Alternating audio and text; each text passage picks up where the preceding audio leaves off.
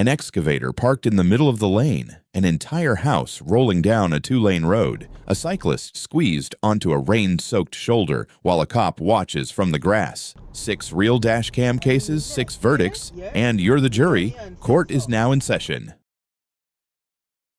Welcome back to the Driving Jury. Every case on this channel is real dashcam footage, no reenactments, no actors. Today's docket has 6 cases: a residential speed hump, a construction zone, an oversized load, a risky pass, and a near miss that could have ended badly. Watch each clip, hear the breakdown, and cast your verdict in the comments. First up, Case 001.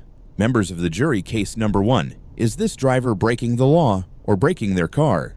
In a 15-mile-per-hour zone like this, the mistake most drivers make isn't speed, it's timing. Slamming the brakes while you're actually on top of the hump compresses your suspension right when it's already absorbing the impact.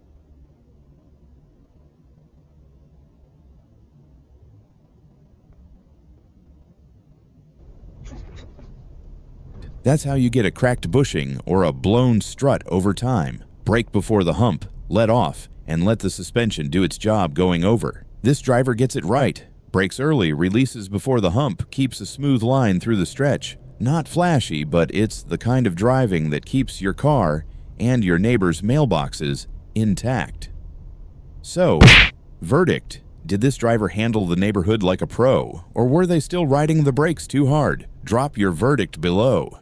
Case number 2. How many seconds early did you spot this roadblock before the driver even reacted? The habit that separates a smooth merge from a panic swerve is where you're actually looking. Most drivers stare at the bumper in front of them. This driver is scanning 10 to 15 seconds down the road, roughly 2 to 3 blocks at city speed, which is exactly why this lane change looks unhurried instead of reactive. It sounds small, but that extended scan window is the single biggest predictor of whether a lane closure ends in a smooth merge or a slammed brake pedal.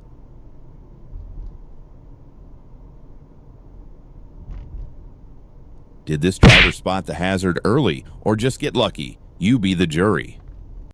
Case number 3. An excavator's parked right in the travel lane. What's the first thing you should do?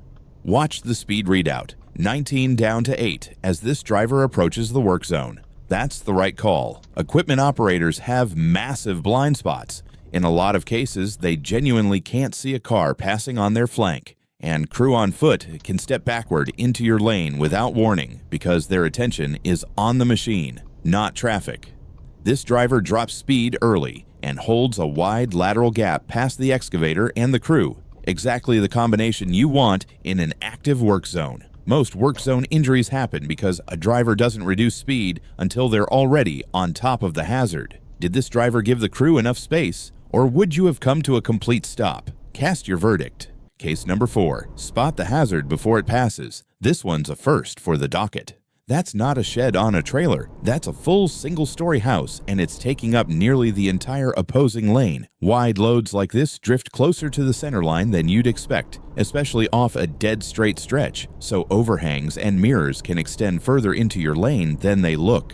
The move here is simple. Hold a steady speed, hug the right edge of your own lane, and don't try to outbrake or swerve at the last second. Sudden inputs next to a load this size are riskier than just giving it room.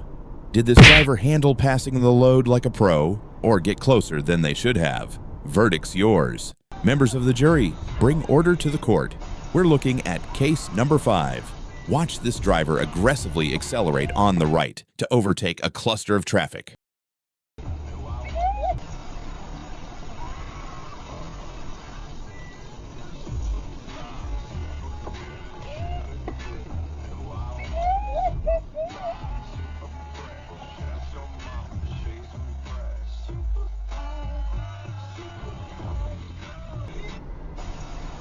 On a lot of multi-lane roads, passing on the right is technically legal, but legal and safe aren't the same thing, especially here. This stretch is lined with driveways. High-speed undertaking right past neighborhood driveways puts you directly in the blind spot of anyone backing out or pulling in. Homeowners are almost always scanning the main travel lane to their left, not expecting a car flying up the margin on their right. Reckless hazard or standard commuting? Drop your verdict and your reasoning below. This one's split opinion every time we post it. Case number 6 is on the stand. An officer's tucked safely into the grass, running speed checks in heavy rain. Traffic's moving smoothly, but look closer. There's a cyclist navigating a narrow shoulder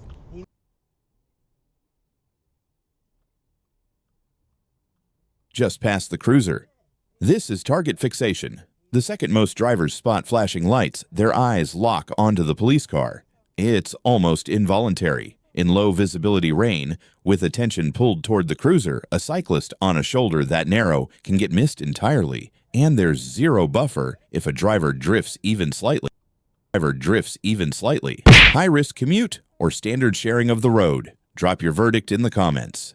That's 6 cases for this week's docket. If you want to weigh in before the verdict, catch each case as its own short throughout the week. Links in the description. Subscribe so you don't miss the next docket. And if you caught something on your own dash cam that deserves a trial, drop it in the comments. Court's adjourned. See you next week.